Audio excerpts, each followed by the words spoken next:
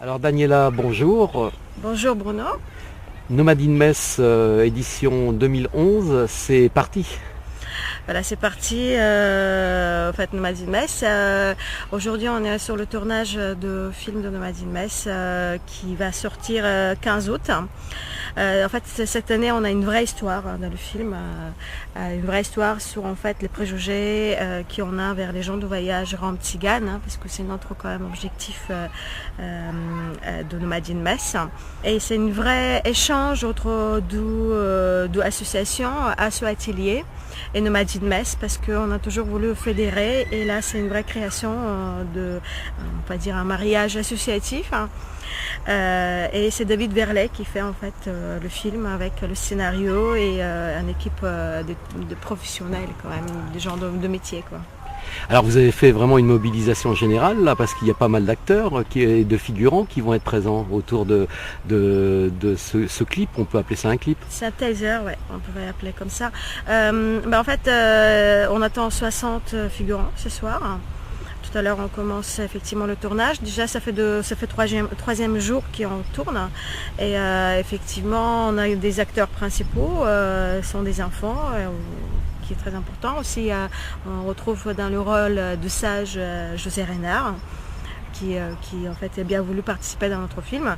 Et effectivement, 60 figurants ce soir.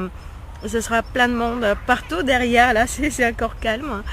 Mais voilà, vrai échange, quelque chose d'extrêmement émouvant.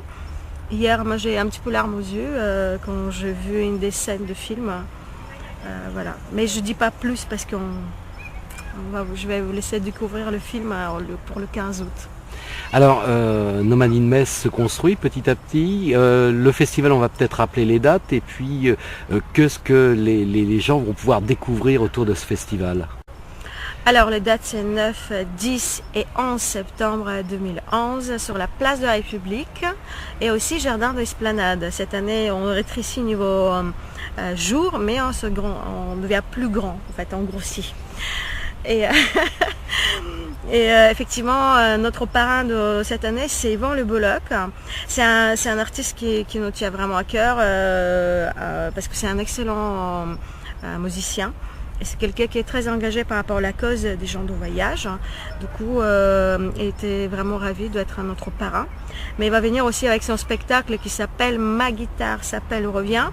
C'est quelque chose d'extrêmement sympathique, de très très grande qualité. C'est entre la musique, de rumba flamenco, et aussi mélange de quelques sketchs. En fait, ils vont rigoler en fait avec les clichés qu'il y en a sur les gens du voyage rome tzigane. Alors qu'est-ce que le public va pouvoir découvrir pendant ces 3 jours? Alors cette année, on a effectivement des concerts gratuits. Ça reste un festival gratuit. C'est très important pour nous que la culture, chaque personne a le droit de la culture et que ça reste pas un luxe. Voilà, on va ouvrir notre festival avec le premier concert qui sont des tziganes qui viennent d'Inde, de Rajasthan. Symboliquement, c'est très important parce que c'est l'origine des tziganes. Un vrai spectacle magnifique qui va nous emporter vers Inde. Avec chant, musique, danse, fakir, mais le vrai fakir est vraiment plein d'émotions. Et tout de suite, on va passer après sur un spectacle, une performance de feu et lumière, sur un côté extrêmement actuel, parce que la culture tzigane, la musique tzigane, c'est pas que des choses traditionnelles, c'est quelque chose qui évolue avec le temps. Et troisième partie, ce sera Yvan Le Bolloc.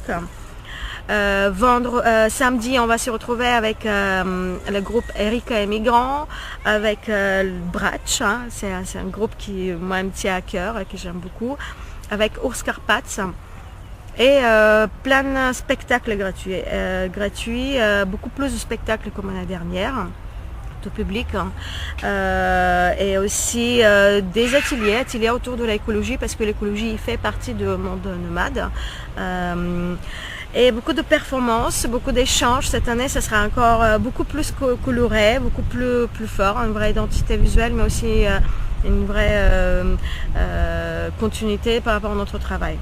Alors il y aura tout autour de ce festival Nomade in Metz tout un village et puis des animations d'artistes, des performances peut-être? Oui, on a tous les jours des performances qui sont tous différents. On retrouve Francesco cette année, notre peintre fétiche. C'est quelqu'un que j'apprécie énormément. Qui sera là avec d'autres artistes peintres autour d'une performance sur 6 mètres de 6 tableaux en fait. Il va faire 6 tableaux avec public et aussi d'autres artistes. On va voir ici une performance qui me tient énormément à cœur. C'est une performance qui est organisée par Alexandra Dublasi et son école, qui est autour de la chanson Edelezim, qui est écrite par Goran Bregovic pour le film de Emil Kusturica, qui était dans le film Le Temps de Gitan.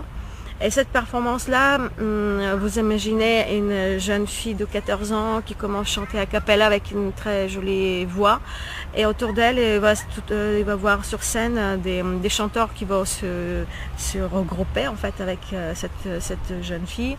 Et aussi des gens dans le public qui vont chanter la même chanson. C'est quelque chose qui va être très très émouvant. Et voilà, les répétitions sont déjà commencées. Et s'il y a des gens qui sont intéressés, il faut contacter Alexandra Dublasi, école de chant. C'est sur, vous pouvez trouver sur internet ou sur Facebook. Voilà.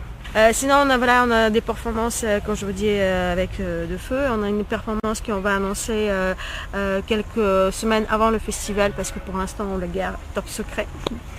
Voilà, et il va y avoir plein de choses qui vont se passer cette année. Vraiment une programmation très très très riche. Toujours autour de villages de roulottes. Oui, cette année on va voir aussi beaucoup plus de roulottes. En tout, on va voir vingtaine de roulottes.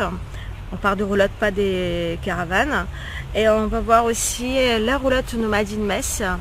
Ce serait une roulotte très féerique, hein, un petit peu une roulotte qui sort des contes, dans lequel on pouvait trouver notre voyante et effectivement on trouvait dans un univers très particulier. Voilà, mais il va y avoir plein de choses cette année. Ça sera encore plus fort et beaucoup plus fort niveau émotionnellement, parce que c'est un travail qui est de longue haleine. C'est vrai que première année pour nous le festival c'était une réussite. Deuxième année c'est encore plus difficile parce qu'il faut qu'on fasse mieux. Et voilà, et on est parti bien. Moi, je suis entourée d'une équipe qui est formidable, des gens qui sont formidables. L'année dernière, on était 180 bénévoles. Cette année, on attend un petit peu plus, je pense 200, peut-être 250, voilà, qui vont être avec nous. Déjà, il y a beaucoup de personnes qui m'auraient contacté pour être bénévoles, qui viennent pas de Metz, ils viennent de Belgique par exemple, on a de la sud de France, etc. Alors ce festival, c'est aussi beaucoup d'associations qui sont fédérées autour. Voilà, quand j'avais déjà dit l'année dernière, effectivement, que Nomade in Metz, c'est très important de fédérer, de partager et qu'on travaille tous ensemble. Comme ça, en fait, je pense qu'il a un vrai sens de notre travail, parce que si on travaille tous tout seul, il n'y a pas vraiment le poids. Effectivement, on travaille avec beaucoup d'associations. Par exemple, aujourd'hui, on voit un petit peu les fruits de partenariat qu'on a avec Asso Atelier. Mais cette année, sur notre village, il va y avoir aussi des associations qui sont présentes, comme la Ligue de droits d'homme, comme SOS Racisme, comme MRAP. On a aussi l'association qui lutte contre les prostitutions dont sont victimes en fait, les enfants dans le monde, qui font un travail qui est aussi très intéressant. Et plein d'autres associations qui vont se regrouper justement, qui sont un petit peu dans le même domaine que nous, lutte contre les discriminations et l'exclusion sociale. Je pense que de toute façon on aura l'occasion de se revoir d'ici le festival pour redonner un petit peu de piment à tout ça, parce que c'est un travail de longue haleine. Le budget, vous avez réussi à le boucler finalement? On est toujours en recherche des sponsors. Comme on a déjà annoncé, on est financé cette année par la mairie de Metz de 30 000 €, 15 000 € de communication et tout question nature. On est 25 000 € région et on a aussi le conseil général qui vient nous soutenir aussi. Et on a quelques maintenant sponsors privés qui nous soutiennent et que je suis extrêmement reconnaissante. Mais on a besoin encore de sponsors, effectivement, pour qu'on puisse faire un travail vraiment de qualité. Et que le festival il peut rester un festival gratuit. Voilà.